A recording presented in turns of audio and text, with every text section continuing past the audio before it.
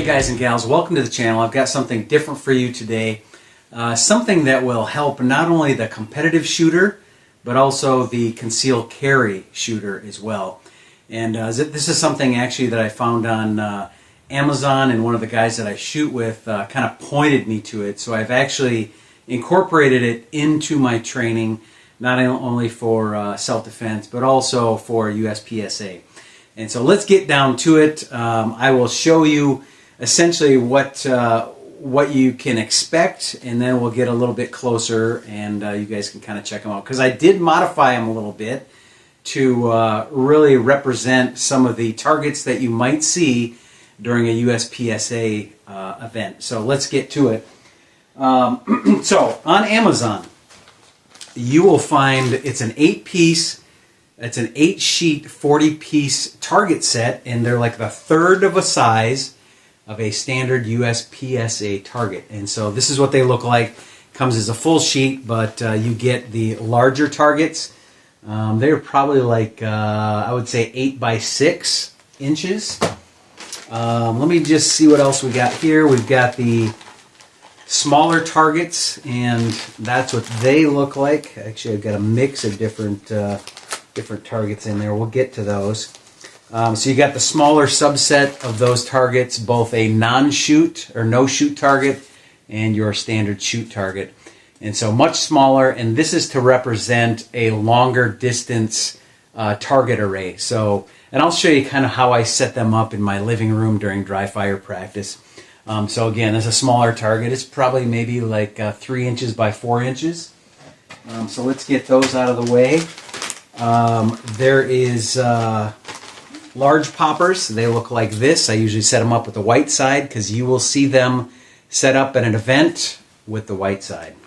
They're spray painted. They respray paint them when you shoot them. So you get a number of those. You will get the small poppers, which look like that. And so much smaller. Let's do a little size comparison. That's what they look like, larger and smaller poppers. These can represent both a longer distance popper if you set them up in your living room, or you will see the smaller popper setups that are just like that. Now, these are important because if you're ever going to do a USPSA event, sometimes the steel will get you. And if you've ever done an event like that before, you get overconfident with shooting these steel that are probably, you know, anywhere between 15 and 25 yards away. And you think, oh, that's a huge target. I can take them a shot and move on and transition. And sometimes these come to bite you in the rear end. So, so that's that. And then, let's make sure I'm not missing anything. And then you'll get your plate rack type targets. And if you've seen those before, you usually have an array of 6 of those. You shoot them and they pop down and stuff like that. So you get these too. So you can practice your steel target plate racks with these things right here. Now, you can probably create a little bit of a Texas star with these things. If you've got some ingenuity, you can create your own little Texas star. That way you can kind of work on transitions. And so let me show you a couple of things that I did with these, or how you can set them up. First of all, let's take this target right here. What I did is I took some black Gorilla tape. I think it's Gorilla tape. Anyway, and you can use spray paint too, as long as you cover that centerpiece. And this is to represent a tuxedo type target. Now you will see tuxedos that look like this. Same thing, it's just the smaller version. So the blackout on both sides, or you might get a half target cover like that. And so you can really take some of these targets and experiment in relation to what you will actually see at a USPSA event. But for my purposes and intentions, I use a lot of these so I can work on transitions, how quickly I can transition dry fire from target to target. The other thing, the reason why I brought 2 of the plain targets out is you can actually set these up in your living room. So you have your shoot target, and if you cover it with a no shoot, you can certainly work on transitions with your no shoot and shoot target. So you can kind of experiment with those. Take a little tape and you can actually set them up like this. and just working on your transitions and your accuracy shots with each of these targets. So these actually do provide a very useful tool in dry fire practice. And so I will show you quickly just how I set them up in my living room.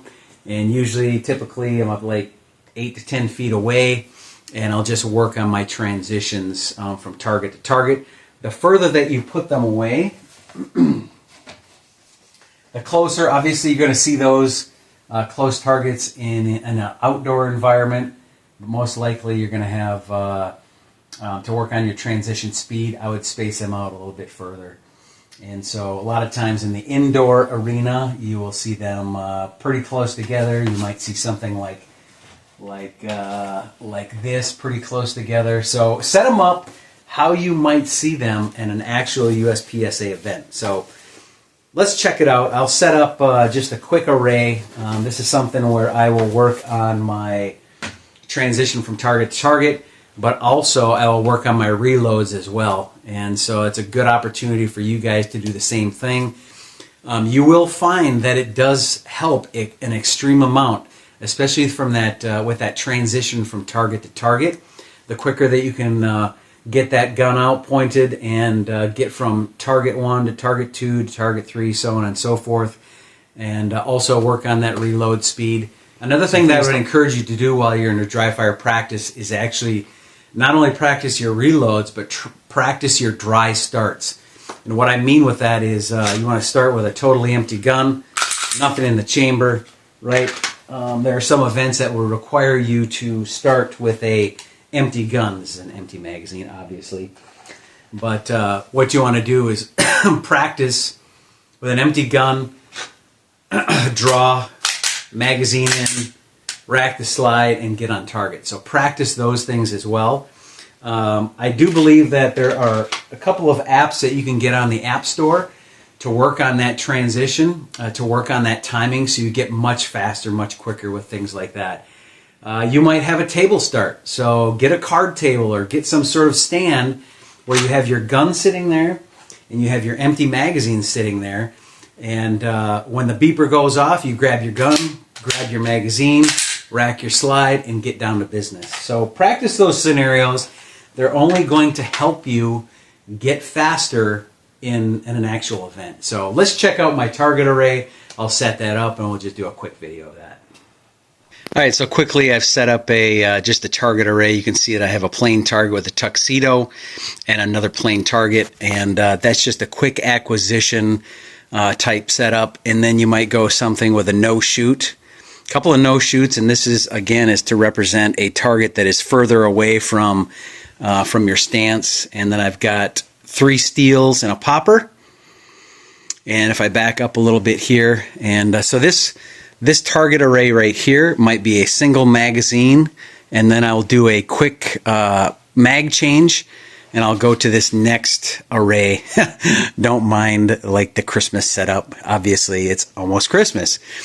And so in this array, I actually took the targets and spread them out a little bit more so that I can work on the quick transition at a further distance for these. So I've got, again, just a plain target, tuxedo, plain target, and then I go to a faraway distance, no-shoot scenario along with a tuxedo right there. So just imagine these 2 targets. This little target array here is further off in the distance.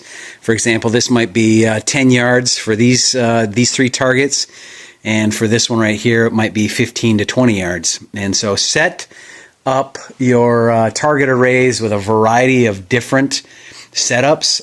It's really nice because I can tear these down in like 5 seconds and set up a new target array. And so again, I got these on Amazon. Cost on this is like 12 bones, and you get 40 pieces of your round steels, your large poppers, your small poppers, and then the small and large USPSA targets. And so set them up, do your practicing. Like I said, make sure that you are practicing your reloads, get quicker. Find an app on, I think it's an ISPS something, I don't know, IPSC timer that's on Google Play. So check them out.